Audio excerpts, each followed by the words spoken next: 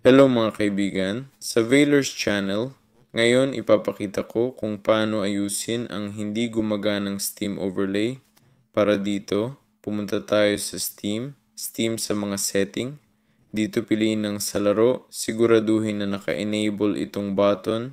Tiyakin din na enabled ang tamang hotkey pagkatapos pumunta sa library, hanapin ang kailangan mo. Meron kang laro na hindi gumagana ang Steam overlay, pindutin ang properties at dito paganahin ang Steam overlay sa laro. Dapat ito'y enabled.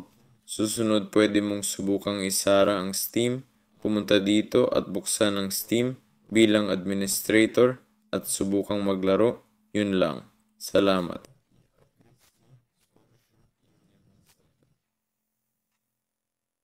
Salamat sa panunood.